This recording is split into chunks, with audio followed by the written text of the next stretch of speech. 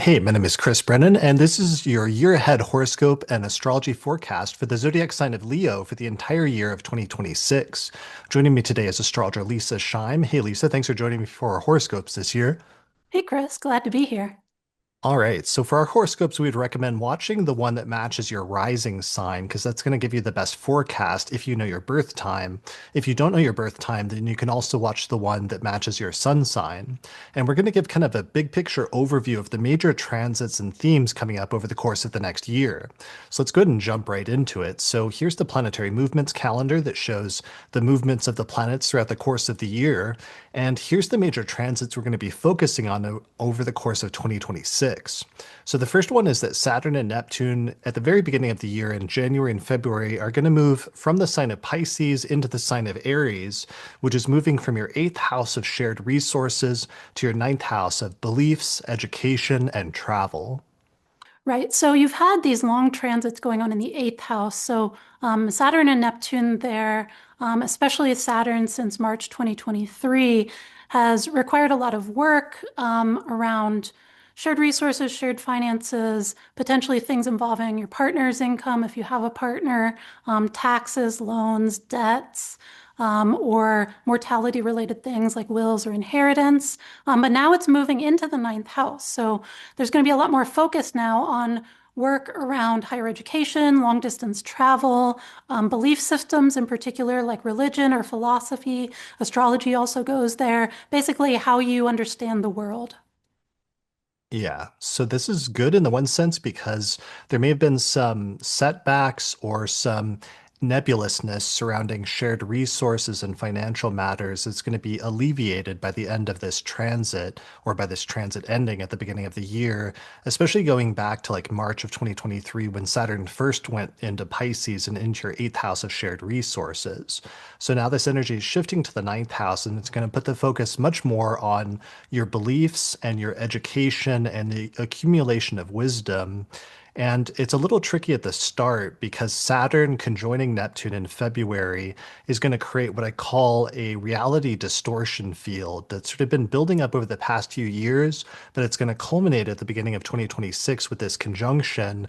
And that can be a little bit tricky for you because as it's bringing the focus into the ninth house of beliefs and wisdom and learning, you may need to be careful if you start to learn new things or if you start to take on new political beliefs, because you may have some challenges telling the difference between what's real and what's not real, or between what's true versus what's false, because of this conjunction becoming so prominent in the very beginning of 2026.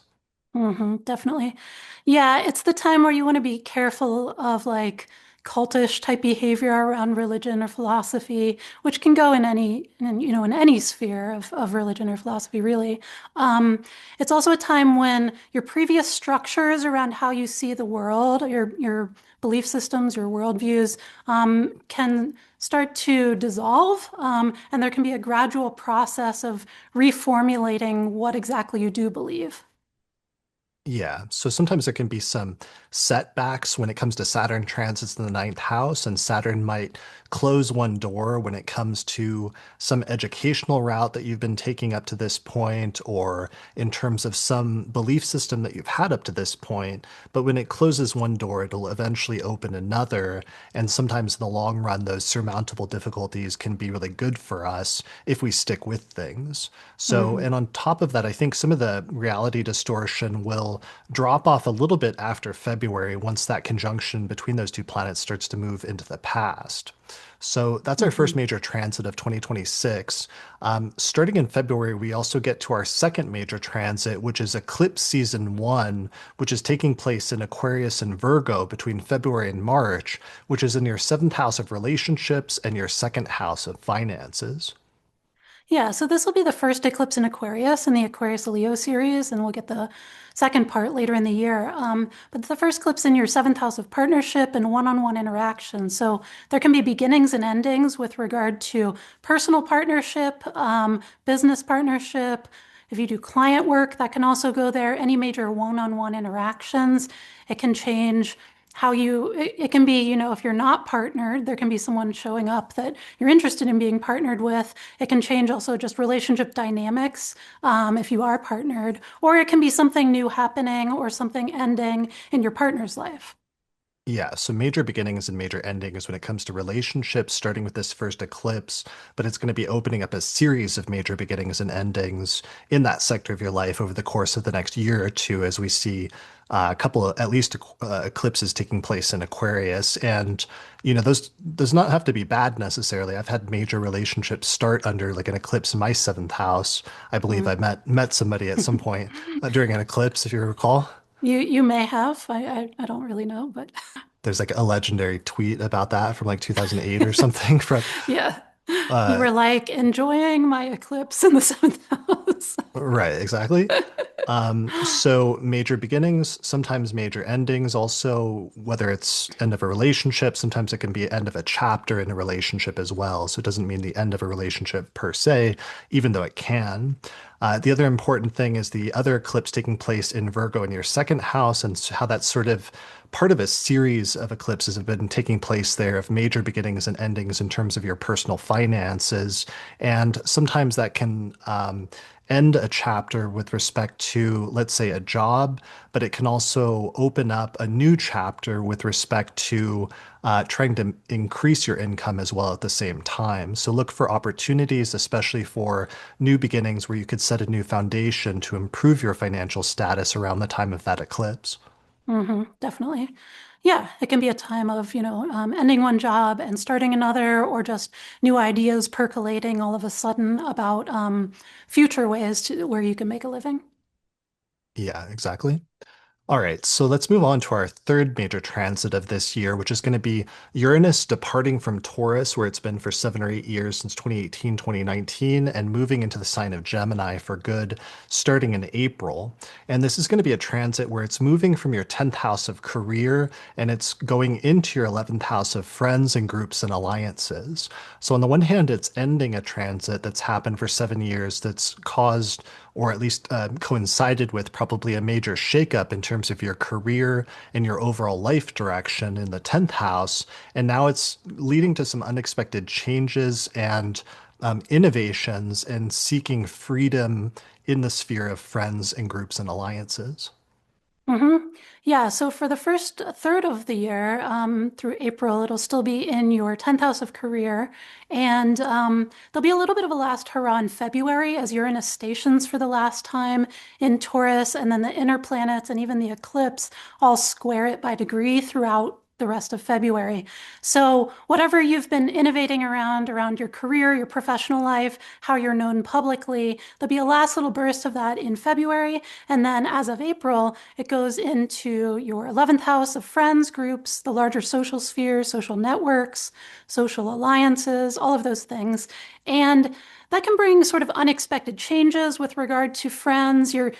Sometimes it's the case that Uranus goes through your 11th and your friends start acting, sort of abruptly, oddly, or things like that. It can just represent them or what's going on in their lives, where your friends have sudden changes in their lives. But it can also definitely be major changes around how you want to interact with community. It can be like either sudden um, sort of additions or departures from community efforts, groups, boards, whatever, those sorts of things.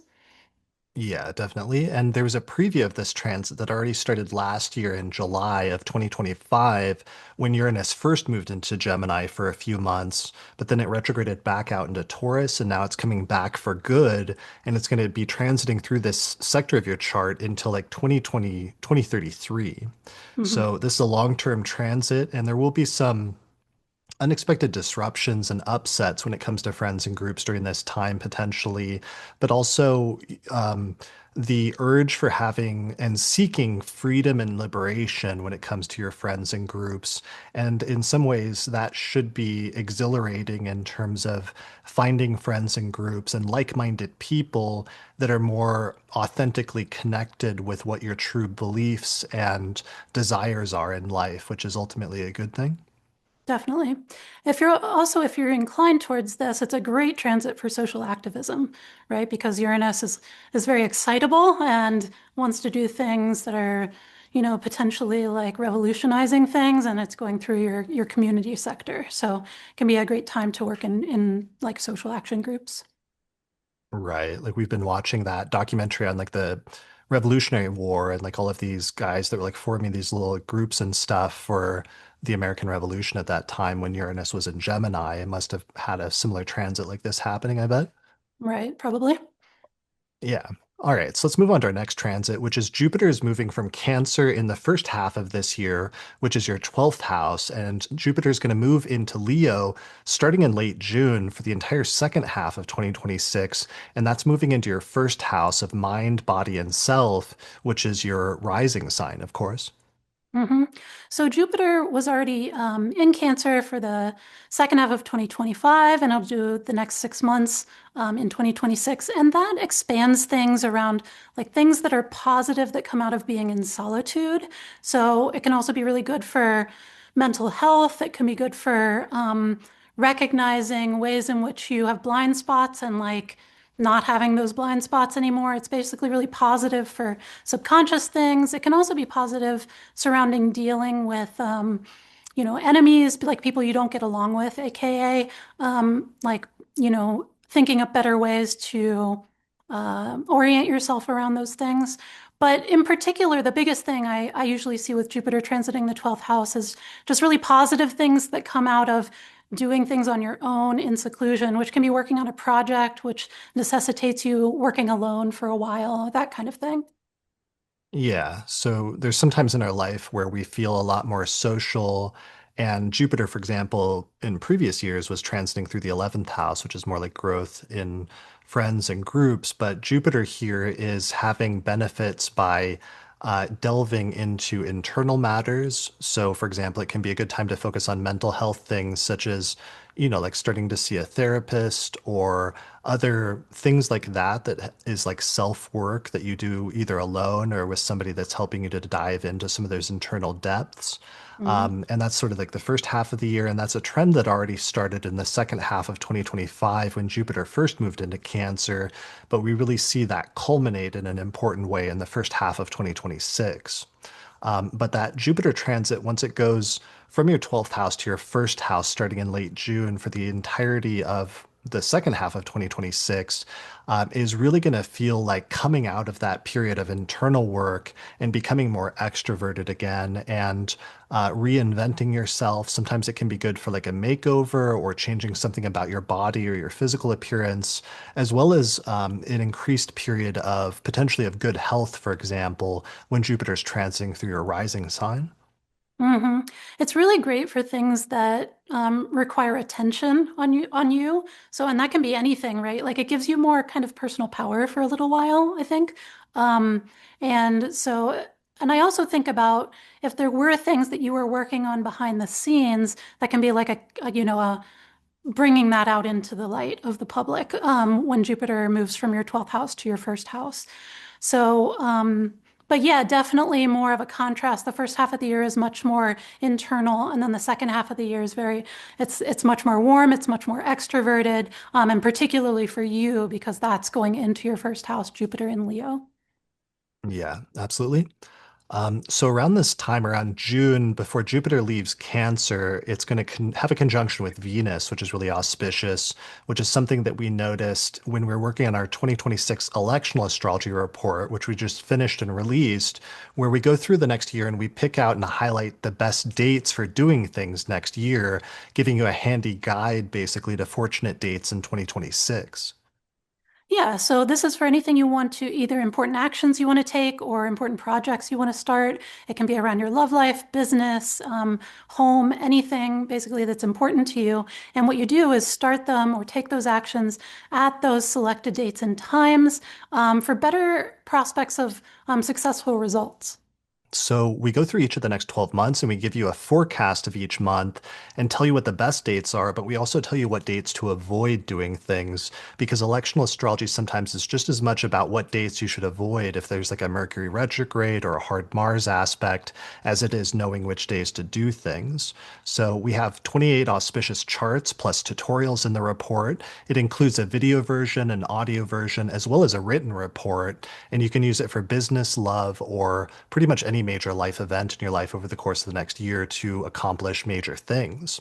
So the report was just launched and it's on sale, but just for the first month for $49.95, but only until the beginning of January when the price will go up to $65. So you can get the report now at theastrologypodcast.com/2026 report. All right, so let's move into the second half of the year where we get our second eclipse season, which is actually happening in Leo and Pisces in August and going into early September. So this is important, of course, because Leo is your rising sign in your first house of body and self, and Pisces is your eighth house of shared resources and other people's money. hmm Right. So that first eclipse is going to be the very first one in that Leo series. And that just kind of reiterates a lot of things we were talking about with the Jupiter transit in your first house of self, body, and mind in the second half of 2026. So eclipses will bring important beginnings and endings with regard to the topics they're touching. So in this case, it could be a new beginning or an ending with regard to, you know, bodily habits, exercise routines, even appearance related things, but also just your sense of self, which again is broad, but you bring to the rest of your entire life. So it can be really important turning point with regard to how you view yourself or how you present yourself. Yeah, and I think part of what this is earlier in the year in February, we saw the first eclipse in Aquarius, which is in the seventh house of relationships for Leo rising people. So sometimes that's like starting a new relationship and then suddenly putting a lot of focus on that relationship and a lot of time and energy towards a new relationship, or sometimes a new chapter in an existing relationship. But then when you get the second eclipse in the first house 6 months later, this is suddenly needing to balance things out because maybe you've been putting a lot of time and energy into relationships earlier in the year, but suddenly you feel the need later in the year to rebalance things and put more time into yourself and figuring out who you are and what you need and what's important to you. Yeah, that happens a lot with the eclipses across the first and seventh or anything really impacting the first and or seventh houses is, anytime you have one impacted, it automatically impacts the other one. Yeah, definitely. And that's going to be a theme that's going to be continuing into 2027 because this eclipse series is just getting started in 2026. So this is like the opening sequence of events that's then going to unfold over the course of the next year or two. Definitely. All right, so that's eclipse season two. Then we get into the third quarter of the year and we get a Venus retrograde in the signs of Scorpio and Libra in October and November, especially. And this is happening in your fourth house of home and living situation and parents, and your third house of communication, short distance travel, and siblings, neighbors, and extended relatives. So anytime we have a Venus retrograde, there can be either or people coming back from the past that you're not as that you haven't been communicating with as closely for a while, or just reworking interpersonal dynamics with the people in those areas or the things in those areas. So with a Venus retrograde starting in the fourth house, it can be reworking dynamics with your parents if your parents are still around, or ancestry in general. Reworking things around the home or living situation, and then connecting it back to the third house, which is siblings or other extended relatives. While that has other topics in the third house, like communications and short distance travel, neighbors, your immediate neighborhood, and so forth, this one pretty easily can be connecting family for you, right? Because there are family relationships going on in the fourth house and the third house, which is where the Venus retrograde is happening for you in both of those houses. Yeah, definitely family things. And Venus retrogrades always have this backwards looking orientation where it can either be about people from your past coming back into the present. So that could be like family things, but it can also be like neighbors or friends that you grew up with, like going back to and revisiting the place that you grew up with, and therefore reconnecting also with your old neighborhood or people that were in your neighborhood or extended family around that area. Mm-hmm. Venus retrogrades can also connect us back to events that happened in 8 year increments. So the last time this same Venus retrograde happened was 8 years earlier, which would have been October, November of 2018, for 18. example, or 8 years before that, which would be October, November of 2010.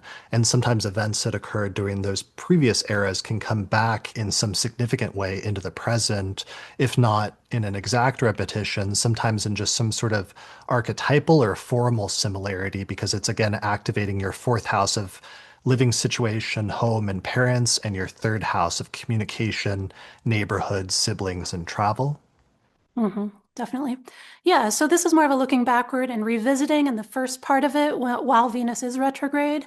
And then the second phase of that will be, taking that and going forward with, whether that was just like a nice memory to revisit and now you go forward again in those areas of life, or whether it's like reworking like sibling relationships and then deciding how you want to move forward together with like better communication dynamics or things of that nature.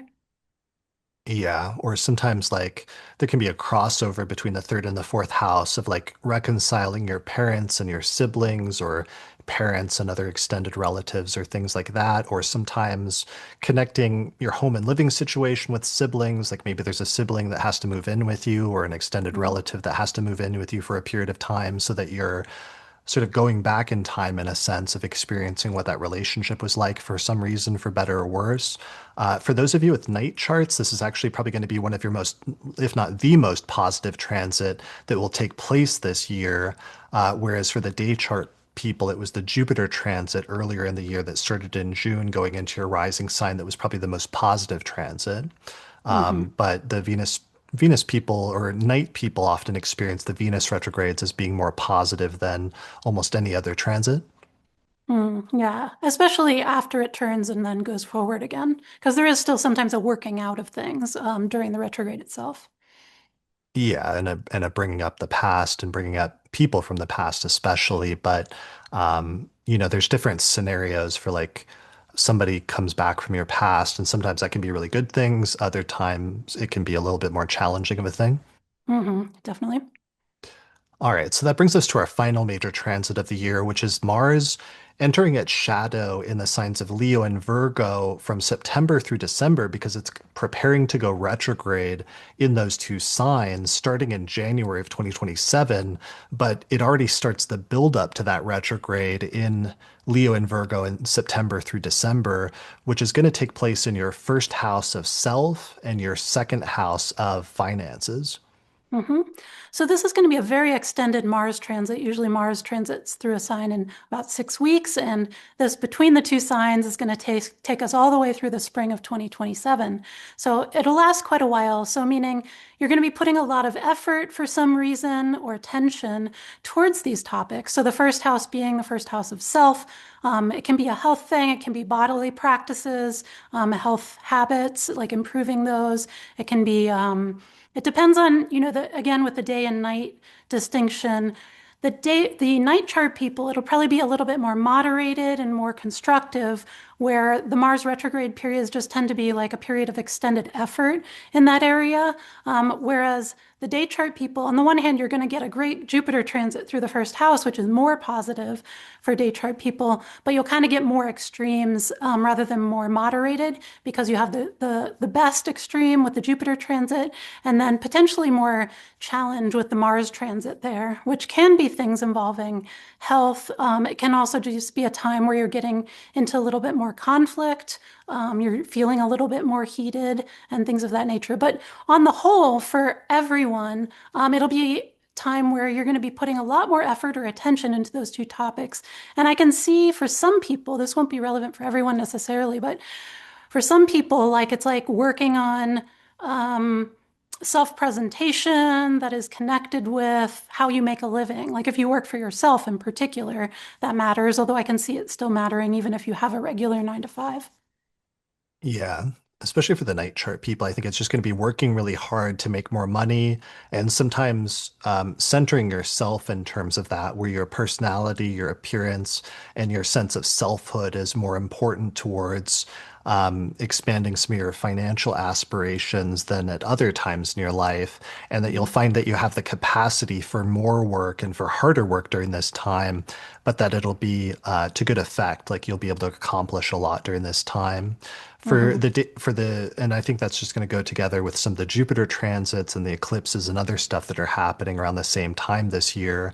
For the day chart people, there will be the potential for a little bit more challenging things because Mars transits through the first house can make you a little bit more irritable, a little bit more bombastic, and prone towards getting into fights and arguments. So, especially if you started a new relationship earlier in the year with the eclipse in Aquarius in your seventh house, you're going to want to be careful going into this Mars retrograde transit that in feeling a little bit more forthright and having the ability to express yourself more directly, that you don't accidentally create conflict and discord and tension in your relationships by, being more authentic and expressing yourself more directly.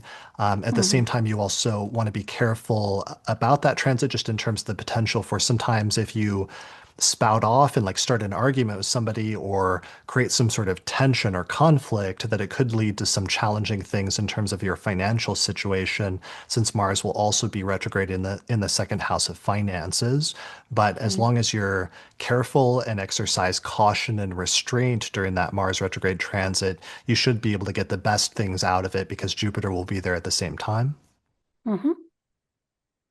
All right, I think that's it. That's the last major trans I want to mention this year for the horoscope for Leo and Leo rising for 2026. So those are your major transits for 2026. So as we said, if you want help planning out your year next year, then get our 2026 electional astrology report, which is on sale only until January for $49.95. Then it goes up to $65 after that. You can get it at theastrologypodcast.com/2026 report. If you want to learn more about our approach to reading birth charts, then you can check out my Hellenistic astrology course, which is available at theastrologyschool.com. But otherwise, good luck in 2026, and we'll see you again next year.